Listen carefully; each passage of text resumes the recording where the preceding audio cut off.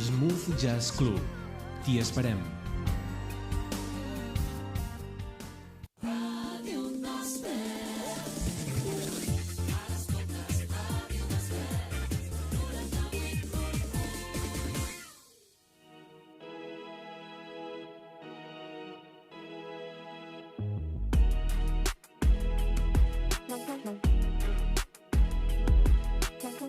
I aprofitem aquests últims minuts abans de les 12 del migdia per parlar amb la Laura Vilanova, la Nora Navarro i la Laura Carreras. Són 3 de les 10 dones, noies artistes que exposen a partir d'avui Igni, al celler de Can Ginestar. De fet, la inauguració és avui a 7:45 del vespre, si no tinc mal... Sí, a 7:45 del vespre.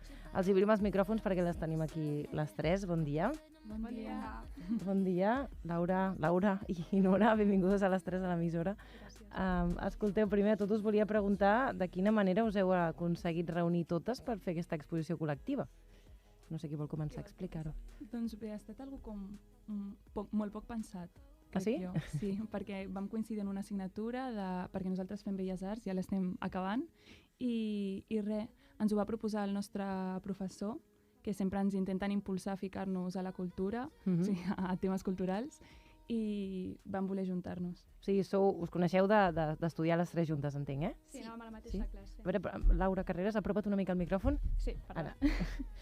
Aneu a la mateixa classe, o sigui, per tant, Sí. us coneixeu d'estudi... Bueno, vam coincidir en l'assignatura d'escultura, que en concret fèiem fosa, i és de fet el que uneix aquesta exposició, que és la tècnica que fem servir, que és fosa a la cera perduda, i fem tot servir el bronze com a material per fer les escultures. Llavors és el que més o menys ens uneix en el projecte. Sí, us uneix la tècnica, diguéssim. Exacte, sí. Perquè cadascú ha tingut com els seus... Bueno, cada obra representa una reflexió, un pensament diferent de cada artista o de cada alumne, però el que ens uneix, diguem, és això, la matèria. La matèria. I de quina manera cadascuna desenvolupa la seva idea? És a dir, comentaves, no? La tècnica és el que us uneix, però a partir d'aquí cadascuna, doncs, s'entén que en base a la seva manera d'expressar-se fa la seva obra, no? Sí, bueno, o sigui, bàsicament, com veníem del context de pandèmia, d'estar a casa, perquè just vam fer l'assignatura quan va acabar el confinament l'any passat, és com que totes vam aprofitar per parlar de reflexions que havíem tingut al llarg d'aquest temps. Llavors, per exemple, hi ha obres que tracten sobre estar a la casa, sobre l'espera, sobre el pas del temps, són molt diverses i cadascuna desenvolupa com la seva metodologia entorn a aquests temes. I, per exemple, en el teu cas, Laura, de quina manera has desenvolupat la teva creativitat per crear una peça que respongui a això que explicaves? Per exemple, jo em vaig centrar en parlar del tema de l'espera, perquè per mi la pandèmia va ser com esperar tota l'estona que passés alguna cosa. Llavors vaig materialitzar la meva obra en forma d'una figura d'una flor que s'estava morint, que estava tallada, que és com una mica la metàfora d'una flor que està esperant a morir. I bueno, és com una mica dramàtic, no?, el tema, però realment és també com esperançador, és com que estàs esperant a que passi alguna cosa. Llavors a l'expo està la flor, que està fosa en bronze, que també simbolitza el material, com tot el pes del procés d'esperar, i també hi ha unes imatges que donen com diferents perspectives de diferents maneres d'esperar. I això va ser creat durant el confinament i durant la pandèmia o ha estat a posteriori? O sigui, va ser com una idea que vaig anar desenvolupant al llarg de la pandèmia, en plan, perquè sempre som artistes, sempre estem com pensant i reflexionant entorn a diferents temes, i llavors després a Fossa sí que vaig dir, amb aquest material puc aprofitar per desenvolupar això i així ho has fet, ho has dut a terme. L'altra, Laura, explica'ns una mica també què veiem o què veurem de la teva peça. També entenc que totes també us moveu en aquest moment, no?, de confinament, de pandèmia, no?, o que més o menys les idees venen d'aquell moment, no? Explica'ns una mica la teva obra. Bé, en el meu cas és un tema que sempre tracto d'alguna manera o una altra, que és el pas del temps, que d'alguna forma, no sé, m'influencia en aquest estrès o aquest bloqueig, i òbviament després del confinament jo recordo estar fent la universitat confinada i em va generar realment una situació de molt bloqueig, molta saturació, molta pressió, tot i estar tot el dia a casa, que realment sembla que hagi tenir més temps. Sí. I aquesta peça consisteix com en 12 peces que estan unides i que es poden moure i representen com aquest bloqueig, entre elles es bloquegen. Llavors parla una mica d'aquest bloqueig, és una peça que pesa, llavors parla d'aquest pes, del pas del temps, del bloqueig de la pròpia saturació, i una mica la intenció és que la persona, quan ho vaig presentar, i m'agradaria també avui, si es pot, presentar d'aquesta manera, és que cadascú pot agafar aquesta peça, la pot moure i la pot deixar tal i qual ella, o sigui, la persona decideix. Si vols que interactuïn amb l'obra Sí, és una directament. mena de metàfora o representació de què passaria si tu poguessis agafar el teu temps, deixar-lo tal qual vols, parar-lo, manipular-lo, perquè de vegades sento que anem com una mica sota uns cànons o uns ritmes que no podem controlar. I és com una mica aquest... Que manen ells en comptes de nosaltres, sí, no? Sí, Ens manen ells a nosaltres. És una mica aquest joc, sí. O sigui que animaràs a que la gent pugui Si també es tocar pogués fer, i... sí, seria la idea. Sí, home, de poder, si l'artista ho diu, Home, doncs llavors... doncs llavors sí que es Llavors podrà es farà, fer. ja t'ho Llavors dic. sí. I ens falta també la Nora. Nora, explica'ns una mica... Sé que ens en falten 7 d'artistes i que no les tenim aquí. Tampoc parlem en representació de totes perquè cadascuna també desenvolupa el seu art de la seva manera, però tenim almenys la prova de vosaltres 3. Nora, explica'ns una miqueta la teva peça o les teves peces que es veuran a partir d'avui al celler. Com han sorgit? La meva peça també està com molt relacionada amb la interacció i jo estava molt centrada en el tema del caliu perquè trobo que era algo que faltava una miqueta amb el tema del Covid i el que he fet ha estat una peça en bronze on hi ha un sensor de moviment que activa llum i activa una música que amb això volia transmetre aquesta cosa de caliu i que la persona interaccionés i es pogués asseure amb la peça i mantenir un moment, un espai diferent en l'exposició, diguem. I en aquest cas és interactuable amb el públic o amb la gent que la vegui? Sí, totalment. O sigui, si al final s'anima la gent a venir a l'exposició, veuran que hi ha un sensor i es podran apropar i s'activarà sola la peça i es podran asseure si volen al costat o simplement observar-la o el que considerin amb la interacció. Sí. I és la primera vegada que exposeu, no sé si a nivell individual ho havíeu fet abans o a nivell col·lectiu també us havíeu trobat o és primera vegada, diguéssim? Crec que és primera vegada per totes i la veritat estem molt contentes i molt animades exposant aquí. I també com a col·lectiu, no sé si ens podríem dir encara col·lectiu, però com a grup estem treballant per primera vegada, sí. En el meu cas, vaig tenir jo la sort de fa poc presentar en grup, però no eren artistes que jo coneixia i sí que és veritat que en aquest procés hi he participat molt més, la qual cosa, això que m'emporto com a experiència, perquè hem col·laborat amb la comissària i amb la Janira també a muntar l'exposició i això també són coneixements que t'emportes des del primer moment fins ara, diguem, el dia de l'exposició hem estat com en contacte i això a l'altra exposició va ser quasi res, s'encarregava, diguem-ne, l'organització. Llavors, realment ha sigut com una experiència superguai per poder com aprendre més del mundillo de l'art i la cultura. Clar, entenc que és una mica... és vocació, per tant, voleu que algun dia la vostra vida sigui aquesta o depengui d'això, no sé com ho veieu en el vostre futur. O no sé si és el cas de totes, però... Sí, es pot, sí. Sí, es pot, sí.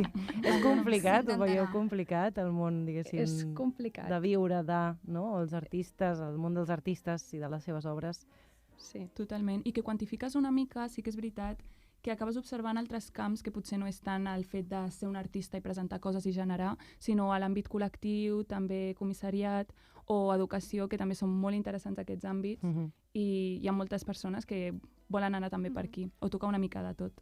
O sigui que l'art no és només crear peces i exposar-les, que té un ventall força més... Molt ampli, que a vegades no es veu o la gent no sap el que... però artista, i què faràs després, no? I dius, puc fer art, però també puc fer moltíssimes altres coses i fins que no t'hi poses realment, jo abans de la carrera era artista i ja està, no? I te n'adones que pots treballar de 1000 coses, després ja està, que tinguis sort o que et valorin com a tal, que això també és una altra cosa que, costa. També tenir en compte com totes les persones que estan vinculades, que no és només un únic individu com a artista, sinó és un grup. Al final és el que explicava una miqueta la Laura, no? Per exemple, teníem la Janira, la comissària, que han estat allà, han estat darrere, i també en tot aquest procés els nostres professors, el mestre de taller, el Rubén, l'Enric, i després a casa, també. Totalment. Tot el suport, no? Sí, crec que és bàsic. Projecte col·lectiu en tota regla, no? Sí. En definitiva. Totalment. Entre vosaltres us coneixeu totes les 10, estic entenent, d'estudiar juntes? Correcte. Per tant, podríem dir que d'alguna manera coneixeu les obres de les altres, ho dic per intentar fer alguna pinzellada d'aquestes altres 7 noies, que ara diré els noms, l'Aitana Pasqual, l'Anna Sebastià, la Laura Sofia, qui més tinc per aquí, la Júlia Rizo, la Mara Aguilar, la Marina Álvarez i la Marta López, que tenia apuntada també, no? No sé si volíeu fer unes pinzellades o almenys poder-les conèixer una miqueta a través dels vostres ulls. Vols? Com vulgueu, Bueno, per exemple, l'obra... A veure, apropa't una miqueta al micròfon. Sí. L'obra de la Mar és molt xula. Bueno, ens encanta quan la va exposar... De la Mara Aguilar, Sí, la Mara Aguilar. O sigui, ens vam emocionar totes. I, bueno, bàsicament és una obra que tracta sobre el seu avi, que té Alzheimer. I ella va fer amb el seu avi unes peces d'escacs que les van moldar ells amb plastelina, si ara no recordo malament. Llavors aquestes peces que van fer entre els dos, la Mar les va fondre en bronze. Llavors l'expo és una instal·lació superxula que hi ha un tablero de fusta on els quadradets són fotos que s'allunyen cada vegada més dels records de l'avi i estan les peces en posició de jaque mate, com fer aquesta metàfora de que no se sap si guanyarà ell o l'enfermetat. I també hi ha un vídeo projectat amb la veu del seu avi, una cadira, una taula, és superxula. És una d'aquestes obres que parlen d'un tema com profund i una cosa que li toca a moltes persones, com és tenir els avis com en aquestes enfermetats, que són molt comuns realment. Que és molt personal, però també és universal, no? I ho toca d'una manera com molt bonica, molt subtil, no massa nyonya, o sigui, és una pedazo d'obra, és superxula.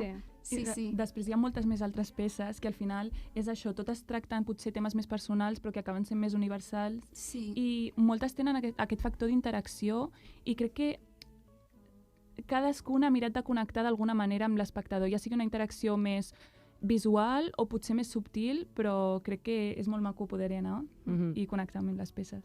Ens falta un minutet i mig, però no sé si voleu fer també una mica pinzellada de la resta d'artistes o si voleu ens ho trobem allà, com ho decidiu vosaltres. Veniu, no?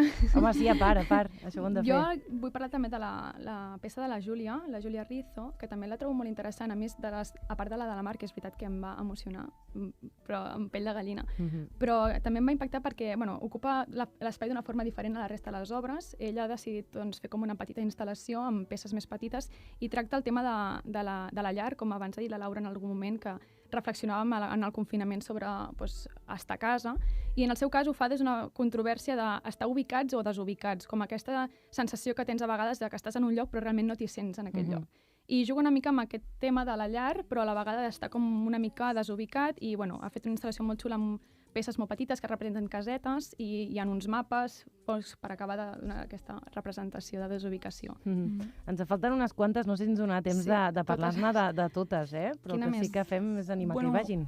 Sí, sobretot, fixeu-vos també amb el que m'ha escrit, perquè realment les peces són molt maques estèticament, però hi ha un procés darrere també d'experiencial, persones que han fet molt desempar amb la boca, amb el cos, i llavors ho han fos, altres persones que han utilitzat la llum i reflexions en casa seva i han generat peces molt maques. Llavors, realment llegint-ho crec que s'entén molt millor les peces. Llavors animem també a que es llegeixin les cartel·les i ho visquin tot plenament, sense deixar-se res, sí. I tant. Doncs, noies, ens veiem aquest vespre a 7:15 al celler de Can Ginestà, on inaugurareu aquest IGNI, que em faltava preguntar pel nom. Són les 12 ja, però vinga, ens mengem Catalunya Ràdio. Ràpidament el nom. El nom? És a dir, IGNI? Bueno, o les sigles? Sí. A veure. Realment no són sigles, crec que ho vam decidir en llatí, la paraula de fosa, o era foc, perdona. Igni en llatí significa foc, i com que és el que dèiem abans, el que més ens uneix ha sigut la fosa, i el foc ha sigut com, és una metàfora, no?, d'aquesta fosa, aquest fondre el bronze, doncs vam decidir que era el nom adequat per al grup. I per l'exposició també. Ara tot cobra més sentit. Gràcies, noies, per venir, Nora, Laura i Laura. Moltíssimes gràcies per explicar-nos una miqueta la vostra passió. Ens veiem al celler. Que vagi molt bé i molts més èxits. Moltes gràcies. Adéu, bon dia. Adéu.